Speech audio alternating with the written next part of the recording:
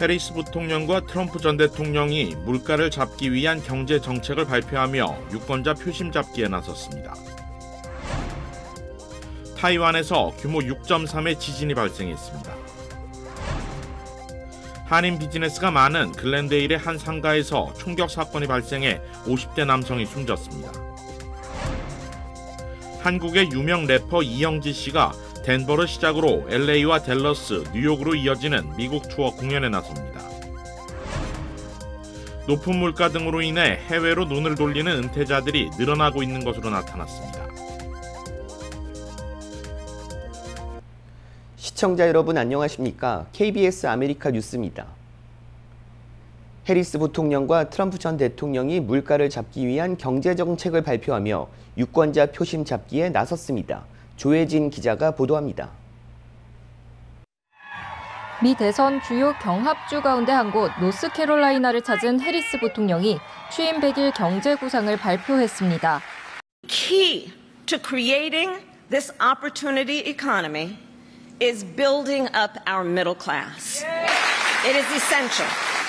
해리스 부통령은 거대 자본이 소비자를 불공정하게 착취해 식료품 판매에서 폭리를 취하지 못하도록 규제하겠다고 밝혔습니다. 의료비 채무 탕감, 생애 최초 주택 구매자에 대한 계약금 지원, 중산층 세액공제 확대 등도 추진하겠다는 계획입니다. 미 언론들은 이 같은 공약들이 바이든 정부 정책의 연장선에 있지만 포퓰리즘 성격이 더 강해졌다고 평가했습니다. 해리스 부통령은 트럼프 전 대통령을 향해 오히려 인플레이션을 부추기고 있다고도 비판했습니다. 이틀 전 같은 주를 찾았던 트럼프 전 대통령은 수입품에 20%의 높은 관세를 부과하겠다며 미국 우선주의를 강조했습니다. 모든 수입품에 10%의 보편 관세를 부과하겠다는 공약에서 한 발 더 나아간 겁니다. We're going to have 10 to 20% tariffs on foreign countries that have been ripping us off for years. 미 언론들은 최근 물가 지표가 개선되고 있는데 트럼프 전 대통령의 정책은 오히려 인플레이션 부담을 높일 수 있다고 지적하고 있습니다. 이번 주말에도 양측은 격전지 펜실베이니아를 나란히 찼습니다. 펜실베이니아에서 최근 해리스 부통령이 지지율 격차를 1%포인트까지 줄였다는 여론조사 결과가 나온 가운데 경제를 둘러싼 공방은 더욱 거세질 전망입니다. 워싱턴에서 KBS 뉴스 조혜진입니다. 뉴욕시에서 카멜라 해리스 부통령을 지지하는 행사가 치러진 직후 반이스라엘 시위대가 식당에 난입하는 소동이 벌어졌습니다. KBTV 기련민 기자입니다. 지난 14일 저녁 카멀라 해리스를 지지하는 행사가 열린 이후 반이스라엘 시위대가 목소리를 높이며 식당에 난입해 경찰과 충돌하는 사건이 발생했습니다. 이 같은 반이스라엘 시위대의 움직임은 다음 주 시카고에서 열릴 예정인 민주당 전당대회를 앞두고 양측 시위대의 긴장감을 고조시키고 있습니다. 이날 시위대는 혼잡한 식당으로 난입해 식당 안에 있던 사람들을 향해 팔레스타인이 불타고 있다며 소리를 치는 등 격한 반응을 이어갔습니다. 이는 작년 10월 7일 하마스의 테러 공격으로 수백 명의 이스라엘인이 사망한 후 가자 지구에서 공격을 이어가고 있는 이스라엘을 향한 비판의 목소리로 해석됩니다. 당시 촬영된 영상을 보면 손님이 가득한 식당 안으로 시위대가 난입해 소리를 치고 있으며 이에 바텐더가 신고 전화를 거는 듯한 장면이 포착됐습니다. 곧이어 현장에 도착한 경찰이 시위대를 체포하기 시작했으며 현장은 아수라장으로 변했습니다. 해리스 부통령은 19일부터 22일까지 일리노이주 시카고에서 열릴 민주당 전당대회에 참석할 예정입니다. 해리스 부통령은 이날 행사에 참석하지 않았지만 캐시 호컬 뉴욕 주지사, 에릭 애덤스 뉴욕시장 등 다른 민주당 의원들이 해리스 월츠 후보를 지지하기 위해 개최한 행사였습니다. 민주당 전당대회를 앞두고 시카고 당국 역시 사전에 허용된 곳이 아닌 곳에서 확성기를 사용하는 등 폭력적이고 격화된 시위는 허용하지 않을 것이라고 단호한 입장을 보였습니다. KBTV 뉴스 길련민입니다. 지진 물고기로 여겨지는 심해어, 산갈치가 샌디에고 해안에서 발견돼 화제가 되고 있습니다. 스크립스 해양연구소에 따르면 지난 10일 샌디에고 라와코브 해안 인근에서 몸길이 약 3.6m의 산갈치가 스노클링과 카약을 즐기던 사람들에게 발견됐습니다. 이들은 산갈치를 실어 해변으로 가져와 연구소 직원들에게 인계했습니다. 1901년 이후로 산갈치가 캘리포니아 해안에 떠오른 것은 이번이 20번째입니다. 1996년에는 미 해군이 캘리포니아 코로나도 해안 근처에서 약 7m의 초대형 산갈치를 발견한 적도 있습니다. 산갈치는 몸 길이가 6m 이상 자랄 수 있고 햇빛이 닿지 않는 수심 200m에서 2000m 사이에 중층 원양대에 서식합니다. 세계 일부 지역에서는 이 희귀한 심해어를 종말의 날 물고기로 부르며 자연재해를 예측하는 신호 같은 존재로 여기기도 했습니다. 스크립스 해양연구소의 물고기 전문가는 산갈치는 큰 지진이나 쓰나미가 발생하기 전후에 해변으로 떠밀려오는 것으로 알려져 왔다면서도 아직 그와 관련된 과학적 증거는 없다고 밝혔습니다. 해양대기청과 스크립스 해양연구소 과학자들은 부검을 통해 산갈치의 사망 원인을 규명할 계획이라고 밝혔습니다.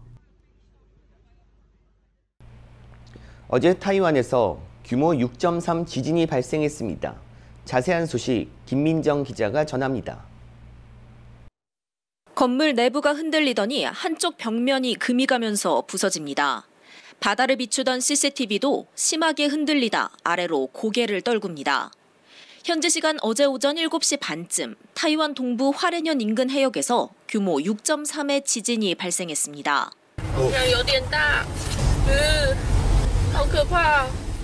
타이완 전역에서 흔들림이 감지됐고 북부 타이베이를 포함한 12개 현과 시에 경보가 발령됐습니다. 화롄현 인근 해역은 지난 4월 18명이 숨졌던 규모 7.2의 강진이 일어났던 곳입니다. 하지만 타이완 기상당국은 두 지진이 서로 무관하다고 밝혔습니다. 다만 4월 강진 이후로 규모 5.0 이상의 지진이 예년보다 빈번하게 발생하는 이상현상이 나타난다고 설명했습니다. 환태평양 조산대에 위치해 보통 1년에 30회를 조금 넘는 수준이었지만 올해 들어서는 벌써 50회나 발생했다는 겁니다. 타이완 당국은 오는 19일까지 규모 5.5 이상의 여진이 또 발생할 수 있다며 주의를 당부했습니다. 베이징에서 KBS 뉴스 김민정입니다. 글렌데일에 한인 비즈니스가 많은 한 상가에서 총격 사건이 발생해 50대 남성이 숨졌습니다. 글렌데일 경찰국은 어제 아침 8시 45분쯤 퍼시픽과 알튼 애비뉴 인근 주차장에서 한 남성이 쓰러져 있다는 신고를 받고 출동했습니다. 현장에 출동한 경찰은 한인 비즈니스 매장 앞에 주차된 2대의 차량 사이에서 총상을 입은 남성을 발견했다고 밝혔습니다. 경찰은 오토바이에 앉아있던 총격범이 피해 남성이 밖으로 나오자 기다렸다는 듯 그의 머리를 향해 총격을 가했다는 목격자들의 진술을 확보했습니다. 숨진 피해 남성은 50대로 2명의 어린 자녀를 둔 아버지로 알려졌습니다. 수사당국은 목격자들의 진술을 토대로 용의자를 추적 중입니다. 한국의 유명 래퍼 이영지 씨가 미국 투어를 준비하고 있습니다. 이달 30일 덴버 공연을 시작으로 LA와 달러스, 뉴욕 등으로 이어지는데요. 이우수 기자가 공연을 앞둔 이영지 씨의 계획을 들어봤습니다. 대한민국 랩 경연 프로그램 최초의 여성 우승자로 유명 래퍼 대열에 오른 이영지 씨는 탄탄한 발성, 뛰어난 가사 전달력으로 데뷔 초반부터 음악 팬들의 주목을 받아왔습니다. 래퍼 이영지 씨는 KBS를 포함한 다수의 방송사에서 활발한 활동을 펼치고 있는데 지난해 한국과 영국 수교 140주년을 기념해 런던에서 열린 코리안 온 스테이지 공연에서는 떠오르는 K-팝 스타로서 이름을 널리 알리기도 했습니다. 래퍼 이영지 씨의 소속사 메인스트림은 미주 지역 음악 팬들과의 적극적인 소통을 위해 미국 순회 공연 어로와 나띵을 준비했다고 밝혔습니다. KBS 아메리카와의 인터뷰에서 이영지 씨는 관객과 적극적으로 소통하는 무대가 될 것이라고 예고했습니다. 아시아권에 비해서 미국 팬분들이 저를 아직 잘 모르시는 감이 강해서 직접 그 나라 그 도시들을 방문해보고 US에 있는 많은 곳들을 방문해보면서 그곳에 있는 관객분들이랑 직접적으로 소통을 하면서 저를 알리면 좋겠다라는 생각이 들어서 이번에 투어를 기획하게 됐고요. 미국 순회 공연 어로와 나띵은 이달 30일 덴버, 다음 달 1일 LA, 다음 달 3일 달라스를 거쳐 6일에는 시카고, 8일에는 애틀랜타, 10일 뉴욕을 끝으로 마무리됩니다. 한인들이 많이 거주하는 대도시들이 공연 장소로 지목됐는데 이영지 씨는 교민들과의 소통을 통해 상호 간 에너지를 얻을 수 있는 기회를 만들고 싶다고 밝혔습니다. 포지티브 에너지를 많은 교민분들에게 전달하고 그리고 직접적으로 제가 만나 뵈면서 그분들의 에너지를 제가 좀 느끼고 싶은 게 있어요. 제가 뭔가를 완전히 주려고 다가간다기보다는 그분들이 가지고 계신 에너지도 제가 동시에 교류하면서 받고 싶은 마음이 있어서 이영지 씨는 지금까지 나온 대부분의 곡들을 이번 순회 공연에서 펼칠 예정입니다. 지난 6월에는 첫 번째 EP 앨범 16 판타지가 발매됐는데 이 앨범에 속한 곡들 역시 이번 무대에 오를 계획입니다. 관객분들과 제가 직접적으로 같이 소통할 수 있는 방향, 같이 춤추고 같이 노래 부르고 같이 미칠 수 있는 방향으로 편곡하고 좀 뜨겁게 진행을 할 예정이니까요. 댄스 그룹이 줄을 이루고 있는 K-팝 시장에서 싱글 래퍼 이영지의 새로운 도전이 주목받고 있습니다. 래퍼 이영지 씨는 한국인 특유의 긍정적인 에너지를 보여주는 무대를 통해 미국 팬들에게 K-팝의 다양성을 보여줄 계획이라고 밝혔습니다. KBS 뉴스 이우수입니다. 높은 물가 등으로 해외로 눈을 돌리는 은퇴자들이 늘고 있는 것으로 나타났습니다. 사회보장국 자료에 따르면 2000년 40만 명이었던 해외 거주 연금 수급자가 2022년 70만 명을 넘어섰습니다. 이들은 주로 주거와 의료, 식료품 등 생활비가 저렴한 국가로 옮겨서 노후를 보내고 있는 것으로 나타났습니다. 특히 유럽이 은퇴 이주 지역으로 많은데 룩셈부르크 9%, 독일 8%, 핀란드, 스웨덴 각각 5% 등으로 주택 가격과 생활비가 미국보다 저렴하기 때문이라고 전문가들은 설명했습니다. 단점으로는 이주 시 재산 증명, 은퇴 비자 발급 등 복잡한 행정 절차를 거쳐야 하고 언어적 불편과 특히 가족과 멀리 떨어져 지내야 한다는 힘든 점도 있습니다.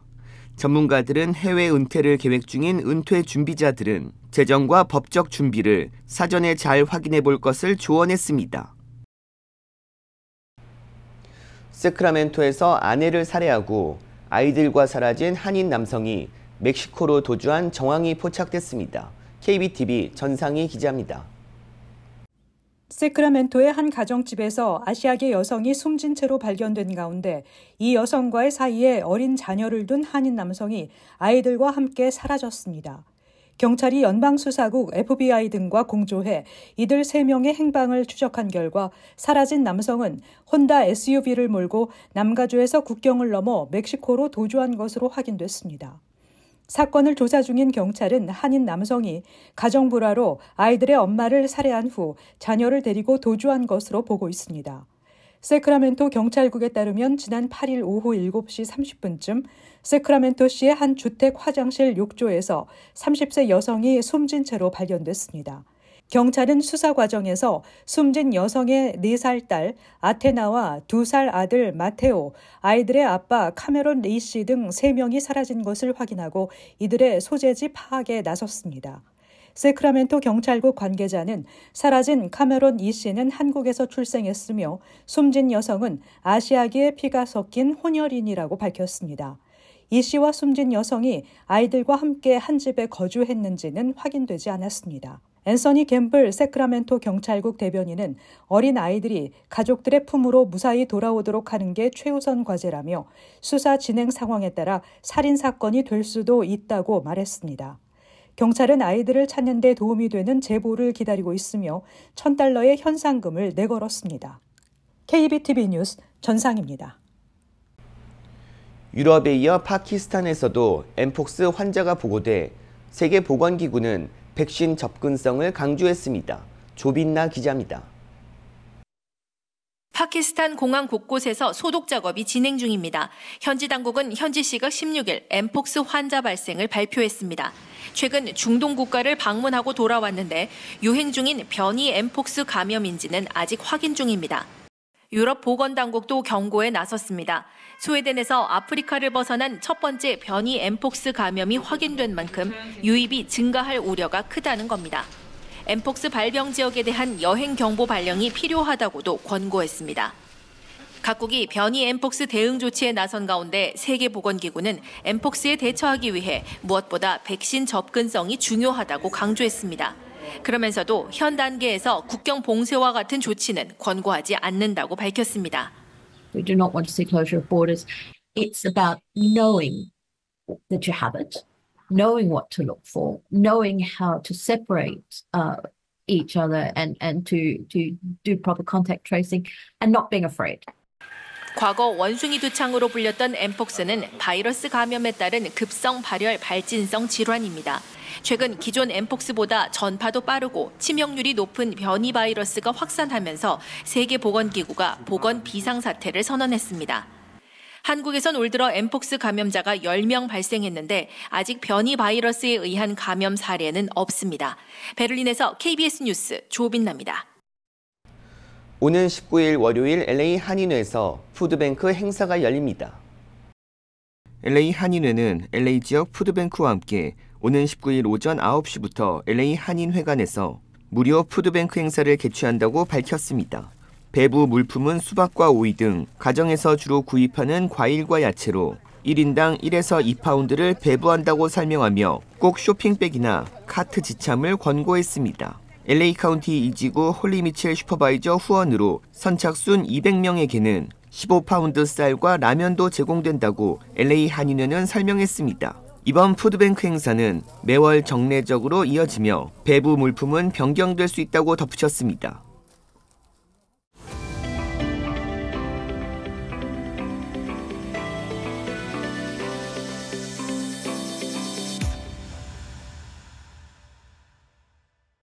네, 미주한인 유권자연대 김동석 대표님 화상으로 모셨습니다. 안녕하십니까? 네, 안녕하세요. 이제 양 당의 후보 진영이 모두 이제 확정이 된 상황. 그리고 난 다음에 이제 여론조사들이 실시가 되고 있는데 민주당이 약진하는 모양새가 지금 연출이 되고 있습니다. 지금 지난 2주까지의 상황 좀 설명을 좀 해주시죠. 약진 정도가 아니죠. 판이 바뀌어져 버렸습니다. 터닝 포인트는 바이든 대통령이 후보 사퇴를 선언하면서 동시에 내 대신은 카멜라 해리스 부통령이다. 이 얘기를 해준 겁니다. 네. 만일에 그 얘기를 안 했으면요. 민주당 안에서는 권력 공백이 나왔고 서로 후보 하마평에 오르는 사람들이 다 나와서 경쟁하면서 권력 투쟁이 생겼을 거라고서요. 아무도 예상하지 못했던 것처럼 절대로 트럼프 진영에서도 후보가 바뀔 거라고서는 예상 못했습니다. 네. 트럼프가 정치권에 들어오고 나서 이 정치권의 헤드라인에서 트럼프가 실종된 적이 전혀 없었다가 지난 7월 21일부터 한 열흘간 없어진 겁니다. 지금도 그렇습니다. 자, 이번 대선에서 특히 이제 부통령 후보들의 역할이 또 굉장히 관심과 주목을 모으고 있는 것 같습니다. 이제 팀 월즈, 이제 민주당 부통령 후보, 그다음에 이제 공화당은 제이디 벤스 30대의 이제 상원의원인데 이 제이디 벤스가 2016년, 2018년, 2020년 선거 전까지는 제일 앞장서서 트럼프 저격수였었습니다. 네. 이 큰 기업의 거부들 몇 명이서 트럼프한테 돈을 대주면서 이런 얘기가 있습니다. 비행기에다가 돈을 가득 싣고 그 앞자리에 제이디 벤스를 태우고 플로리다 마라라고로 날아가가지고서 앞으로 충성하겠다라는 맹세라고 점지를 받은 겁니다. 네. 왜 그거를 그렇게 했나 하면은 그때까지 트럼프는 바이든을 이길 자신이 있었어요. 예. 그러니까 내가 지금 캠페인을 하려면은 오케이. 내 비즈니스, 나를 따르는 모든 이 물주들 여기에다가 제이디 벤스에 오는 돈과 세력을 갖고 들어온 겁니다. 네.